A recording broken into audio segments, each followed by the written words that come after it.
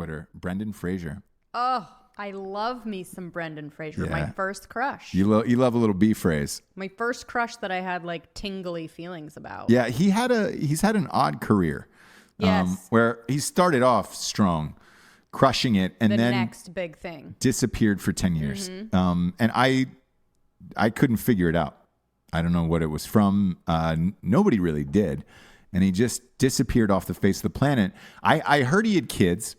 And didn't he start to do really horrible stuff though? And it was like maybe somebody was like, no, the Mummy 3 was his last thing, and I don't think it did crazy well, but it did enough internationally that it's like, dude, you don't not get Brendan Fraser for something. Okay.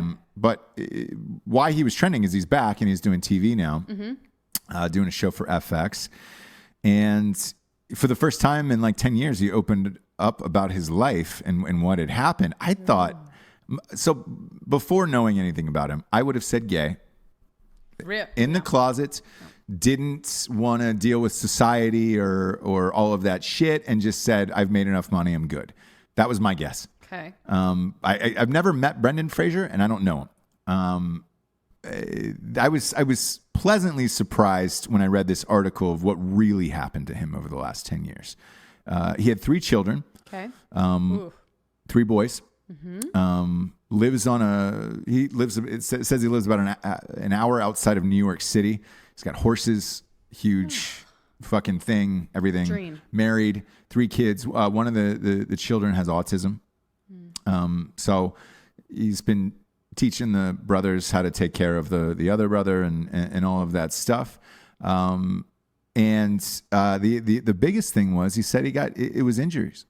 He said he got hurt. On what? Well, that's what I was thinking. And I was like, man, on what? And I was like, well, those Mummy movies were pretty aggressive. Like, you're doing a lot of green screen stuff, jumping, people are tackling you. Like, I have done very little of that type of work.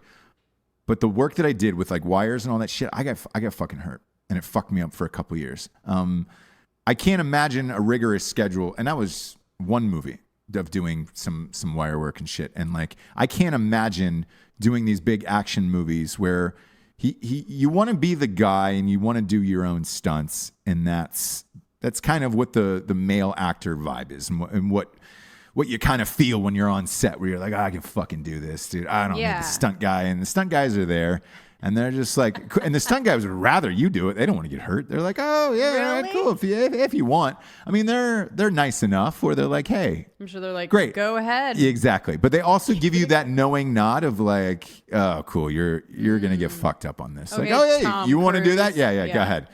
Look, there's a reason why Tom Cruise has a broken ankle, isn't limping around the world right now. Use your stunt doubles, yes, guys. He refuses to. But so did Brendan Fraser, he said. And he said that, after all of these Mummy movies, all of this shit, and he also said the physical comedy from all of those movies, like Encino Man and all of that shit, he goes, I was always constantly falling down. And he's like, if you look back at it, like, I was crashing into things. I was the dumb guy who was crashing into things all the time. And he goes, and when I thought about it, I was like, yeah, you're right. Like, Brendan Fraser's right. He was always smashing into shit. And he was like the dumb guy who was, I like a serious Brendan Fraser, though. Well, here's the thing. I have only seen him in one thing serious, and it was Crash. Oh, well, School Ties. School Ties was 1991. I'm just saying, like, right. I like but over the direction years, he was going with the serious he's stuff. Been of monsters famous. And Yeah. But he's been famous since fucking 1991 or whenever School Ties came out. Yes. That is a long goddamn time and a lot of fucking movies.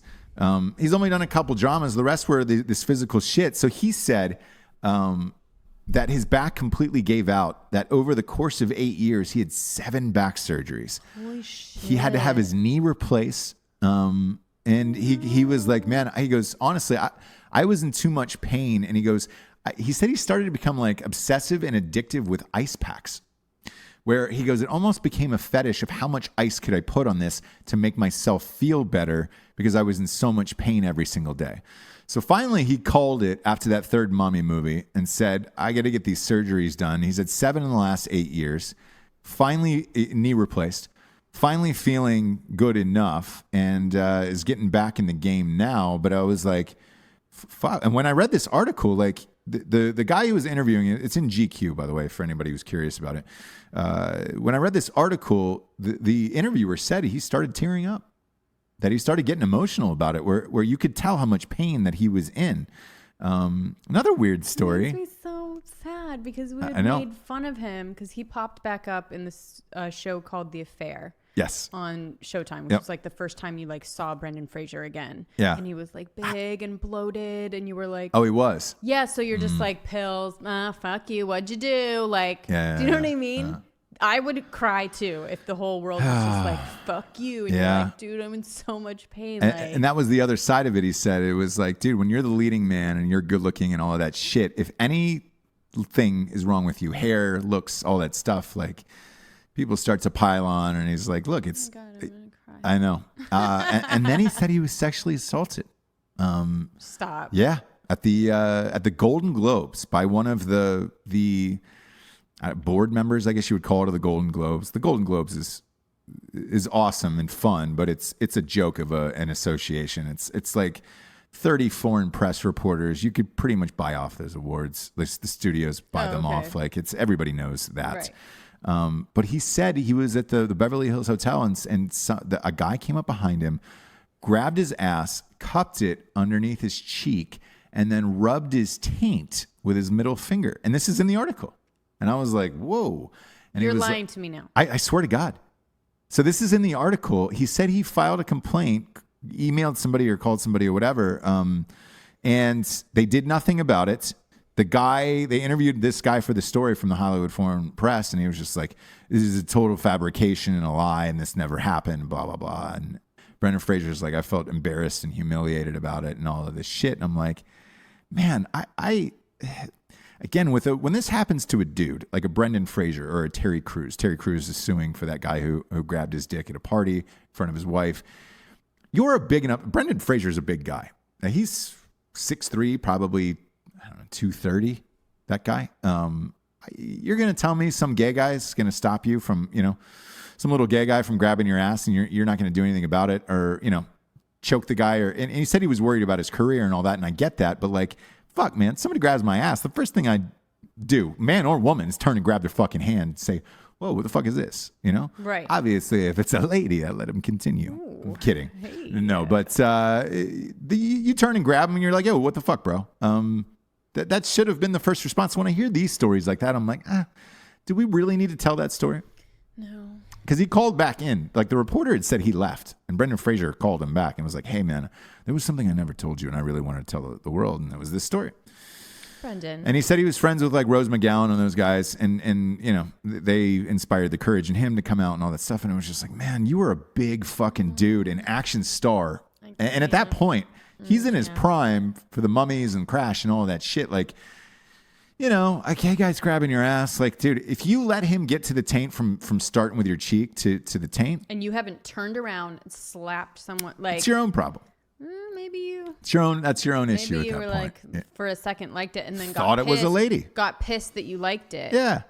Thought it was a lady. So the rest of the article was great. And then he called back for that. And I was just like, don't call back for that. Don't leave it. Leave it at that. Yeah, we like man. You. And he's like shooting. We like you again. He's shooting bows and arrows at his property and all this shit. He's got horses that he takes care of. Like, he's got 3 boys. He's a man's man. Where you're like, yo, you really fucking offended that some dude grabbed your ass? Like fuck, come on, bro. Just turn around and give him a little rap on the beak. I don't understand that. I don't understand it. I don't like still this strange idea of like, hey, guys get sexually harassed too. A little rap on the beak. A little rap on the beak. And again, I'm saying this from a place of I've had numerous gay guys hit on me, grab my ass, whatever, out. One of them even grabbed my ding dong. We talked about that on the show. You didn't feel like your life was in danger. Nope. You didn't feel like... Felt flattered. Hey, congratulations. Like, still got it. You didn't feel scared. Still doing it. Nope. Yep. Nothing about any of that. Difference. Yeah. That's the difference that, guys that are trying to make it. So us too. Yeah. So there's a difference between going through your life feeling like it's threatened when you walk out the door. And like some of my early jobs like I worked, at gay parties and things like that, like for celebrities and shit like that. And it was just like, fuck, nobody was ever, to me as a guy, you're not going to be put in that position unless you want something out of that person. Right. So I otherwise, yeah, you can fend off whoever you want. It's, you know, if you're fucking 4'11" and you weigh 110 pounds and there's nothing you can do, or a child, like, that's a different story. Yeah, you can't compare that to a woman who is like, you could beat me up right now. Right. Like, if I say no to you, if I say no to you, one of the possibilities, not only losing my job, is that you could actually probably strangle me. Oh yeah, like the Harvey Weinstein shit is scary. That's a big guy. That if you say no, there is a possibility that he could hurt you physically. Yes. And you would have, there's no way a woman can fight him off. Yeah. Whereas if a guy gets his taint rubbed, there's no feeling of like, I could get strangled to death right now. Yeah. It's literally just like, that sucked. Yeah. And I'm sure it sucked, and I'm sure it did not feel good. Well, it did. But did. You didn't like that it felt good. Yeah.